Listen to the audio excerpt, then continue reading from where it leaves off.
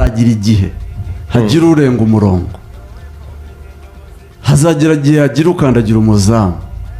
Njye navuze ko nzasanga umuswa aho ukomoka. Ntabwo njye narabivuze n'ubu nabisubiramo ngewe Taifa mu buzima bwanjye aho mva nkajye nta kintu na kimwe kintera isoni, nta kintu na kimwe ntinya. Uko waza kose ndakwakira, waza muri mpangara nkuhangare ndi tayari. Nabonye uvuga ngo uzakurikirana ngo ikiguri cy'umuswa ahantu kiri, nge nzakurikira Nigeria aho rivugira aho risakuriza ku muyoboro mu mwobo, muri uwo mwobo ijeri ririmo riza risakuza rije kumenasa. Murabizi ijeri rivuga riba ririmo risakuriza abantu. Iryo jeri rero nzagenda ndyubikire, ubundi ushaka gukubita ijeri uragenda ukajya inyuma y'umwobo gatoya ugafata inkoni, kuko ubundi ijeri iyo rigiye kuvuga rirasohoka rikaza rigahagarara ku mwobo, icyo gihura kubita ukaryahuranye. Hari umunyamakuru kazi aho ngaho nawe sinakubwira abacomeka, ariko so umunyamakuru kazi we uzi ko iyo radio ariyo uza aho kugira ngo uze hagati wenda ubwire abantu tumugira gutya n'ugucomeka kugira ngo ushimishe shobuja.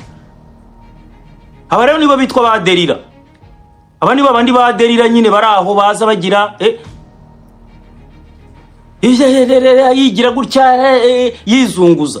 Ibyo ntago ari, reka mbabwize ukuri, mureke ibintu by'utugambo, mureke ibintu byo kwigira gute, mureke ibyo bintu.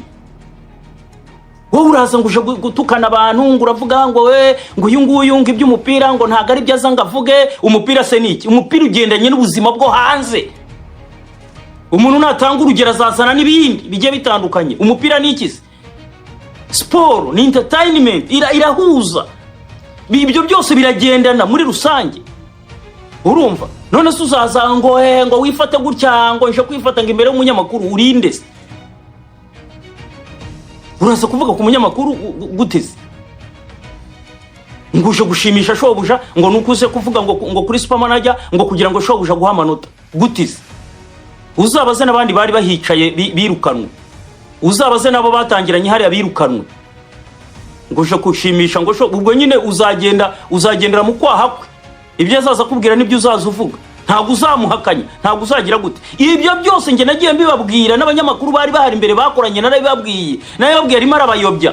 Abantu uko ndi kubona uyu munsi barimo kuntuka cyane muri commentaire byagenze gute, ndo abanshumurije bari kubwira bati reka usemaji oya ndabona na agenda ni abantu benshi, ndabona ni twa fake accounts. Oya sha reka mbaho ubutumwa nawe se reka mbaho ubutumwa abantu ndabona uyu munsi banyibasiriye. Umuntu wabantumye ibi bintu musubire mubwire ngo baretse gato. Umuntu wabantumye musubire mubwire ngo ntabwo mwambonye, cyo ni cyambere. Icya kabiri, ntabwo nkora akazi kanjye kubera ko munyishimiye, haba hano haba handi. Ibyo mwakwandika byose, ibyo mwakora ku ma YouTube byose, it doesn't move me. Une message mugomba kwakira rwose kabacengera mu magufwa. Imyaka 7 imaze mu itangazamakuru, nta na rimwe kwijana ry'ibyo nanyuzemo mushobora kunzanaho uyu munsi. Uyu munsi ndi umunyamakuru mukuru, urumva? Nta na kimwe iyo message Lorenzo azajya baratanga ubutumwa. Iki kiganiro rero iyo message oya muyakire rwose. Sinzi n'abandi babinyandikiye ngo Lorenzo yiharira ijambo, ngo urabona iyo message muyakire. Ntano ntago tumanika akaboko dusaba ijambo, sibyo? Ntabwo nibaza ko Kazungu amaze imyaka n'imyaka muri deba, azi ko igitekerezo ashaka gutanga yagitanga uko agishaka. Nanjye nuko sinarekeramo ngo umuntu yanyimye ijambo gute se mu kiganiro nk'iki. Nabonye yabitangiye ni mugoroba ni abantu ni kagatsinda k'abantu barimo barengaginga ibyo rwose na agaciro icyemezo n'abantu bakimenye, ntabwo tuzongera kubavugaho. Gusa uzakandagira umuzamu, uzakandagira umuzamu azahabwa narabivuze nabivugiye hano.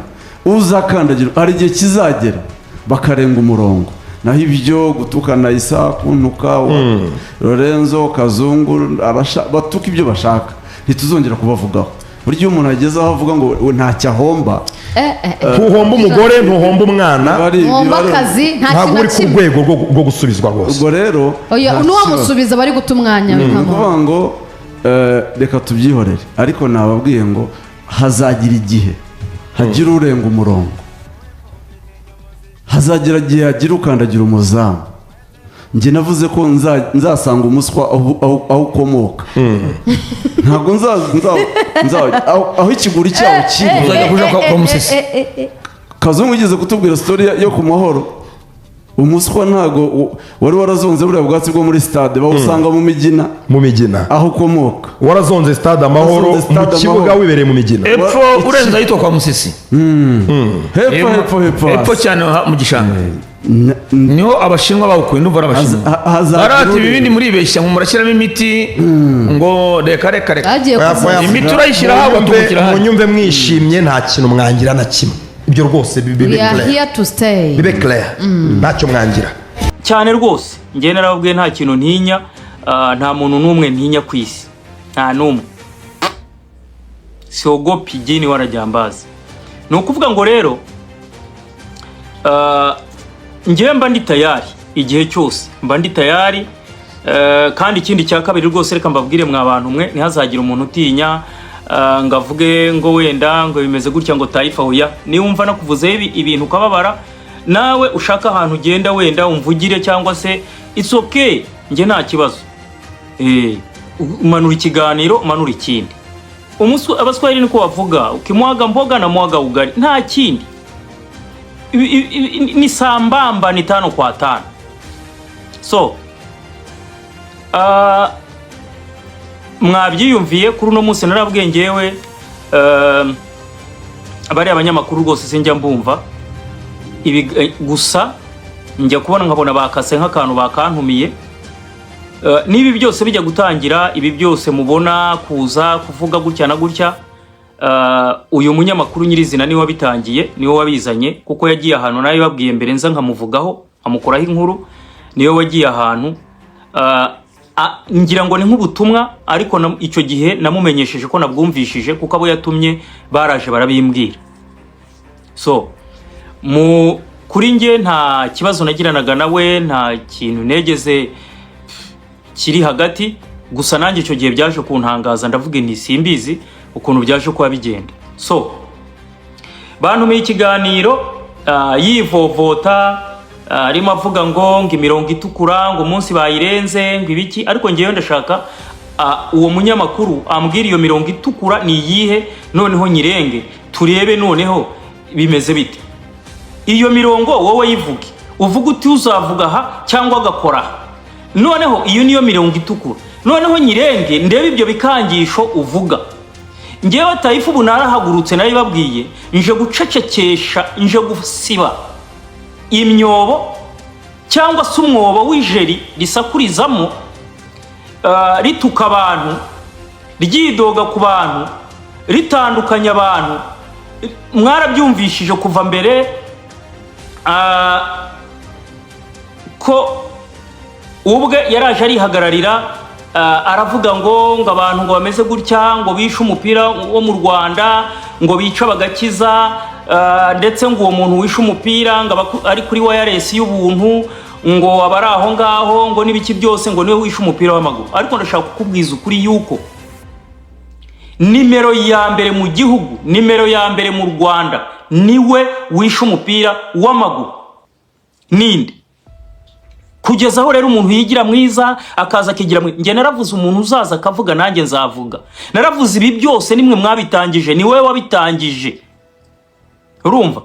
Niwe wabitangije. Bigera aho bigera, azana ubwenge nk'ubwisungura, akajya agenda akabinyuza mu bandi, mu bakozi be, kugira ngo baze bagira gute batse umuriro. Hari umukozi udahari, Soma Mbike we niwe yanyuzagaho ibintu akandika atuka abantu, aserereza abantu, ariko babiziranyeho kugira ngo bidaca aho bavugira, kugira ngo bavuge ngo ni hariya na hariya. Ariko amakuru yose twari tuyafite ko ari we muntu wamukoreshaga kugira ngo agire ibyo avuga cyangwa se azasenya abandi. Mbonye rero yidoga ngo abantu ngo bazarenge ngo umurongo ngo n'ibiki byose. Nge narabivuze n'ubu nabisubiramo. Ngewe Taifa mu buzima bwanjye aho mva nkajye nta kintu na kimwe kintera isoni, nta kintu na kimwe ntinya. uko waza kose ndakwakira. Waza muri mpangara nkuhangare ndi tayari. Waza mu bitutsi bya kisasa bigezweho bya Rimbukeni aho ndari. Waza muri vuta ni kuvute ndahari. Wakora ikiganiro kimwe nkora 3 ku munsi. Wakora 3 nakora 10. Mu magambo niyo twagira gutyo tukavuga amagambo, ntago wandusha amagambo. Ntiwandusha kungikanya amagambo, ntiwandusha kuzana amagambo, ntiwandusha iki. Nabonye uvuga ngo uzakurikirana ngo ikiguri cy'umuswa ahantu kiri. Nge nzakurikirana Ijeri aho rivugira, aho risakuriza ku muyoboro mu mwobo. Muri uwo mwobo Ijeri ririmo riza risakuza rije kumenasa. Murabizi Ijeri rivuga riba ririmo risakuriza abantu. Iryo Jeri rero nzagenda ndyubikire. Ubundi ushaka gukubita Ijeri uragenda ukajya inyuma y'umwobo gato ugafata inkoni. Kuko ubundi Ijeri iyo rigiye kuvuga rirasohoka rikaza rigahagarara ku mwobo. Icyo gihura kubita ukaryahuranye. Kuko Ijeri ni inyaryenge kandi rirumva cyane. Ijeri rero risaba kuri nyine ubwenge kugira ngo ritandike. Nje gusibanga no gusiba imyobo cyangwa se umwobo Ijeri rivugiramo. Rije gusakuriza abantu, rije kuvuga ubusa, rije kwataka abantu, rije kuvuga byinshi. Ijeri muzaryumva iyo rivuze rimena abantu amatwi. Nje gusiba rero, siba kubiti Ijeri rivemo rigende. Iyo mirongo itukura ni yihe? Ahubwo yaba twamenyaga ngo bimeze gutya na gutya, none iyo mirongo tukayirenga ngo ukandagira abazamu abantu birirwa babakandagira buri gihe. Ubusa abazamu bavunitse bangana iki? Kandi ko ari igihe n'amakarita y'imituka datangwa bakamuha umuhondo.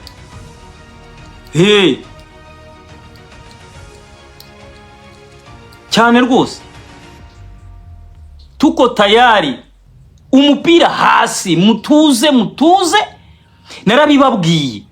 Nta muntu bafitiye ubugome, nta muntu bafitiye ishyari, nta muntu bafitiye iki. Ariko ibyo byose nimwe mubizana. Ibyo byose ni wowe ubizana, ni wowe witereka ukabizana. Nge rero ntago Ijeri rizasakuza ndyumva. Nzasibagura imyobo naryice. Ndikurikirana aho riri. Aho nza ni Ijeri nukuri fuata aho riri. Imyobo yose nkayisiba aho rivugira noneho nkareba aho rizongera kuvugira. Ijeri ni akantu kabi cyane, karasakuza gasakuriza abantu, kagatera abantu amatwi, abandi umutwe bakumva. Karamenasa aho abantu bicaye binywera bagize gute, bicaye bari mwiraha ryabo kavugira iyo. Iryo Jeri rero ubundi kugira ngo urihashye usiba imyobo yose aho ryavugiraga. Nta kerere z'amajeri ntabwo wongera kumva. Buriya rero sinjya kubabeshya, aba bagabo buri gihe cyose ndiko ndabumviriza, njya kurangiza kubumviriza mba nasetse, mba no kurira narize. Ni ukuri kw'Imana simba numva aba bagabo ibintu baba barimo. Sam Karenzi, Taifa, ibi bintu barimo sindiko ndabyumva, sinzi ngo biko biravahe. Nimibunda no gusa nk'iniraho. Ariko gusa ikintu ndabasaba ni kimwe gusa, nuko ibyo mukora byose mubigarukiriza, kuko umuntu ariko arahomba cyane si wowe Taifa. Wowe ntacyo uhomba, ariko wowe niwakomeza kumenasa bari abagabo bo barahomba. Abantu barabavaho. Urebye nk'amagambo Lorenzo bariko baramwandikira muri comment, ucuza gusanga Lorenzo izina rye riko rirapfa, nijyamara gupfa n'ijya Sam Karenzi naryo rirapfa. Icyo niyo kintu ndiko ndababwira mukwiye kwitaho cyambere mu bindi byose. Taifa wibereye ufite YouTube channel yawe ugukoreraho, kandi iyo bakuvuzeho baguha content, nawe urabamenasa, nawe higa Ijeri akoye.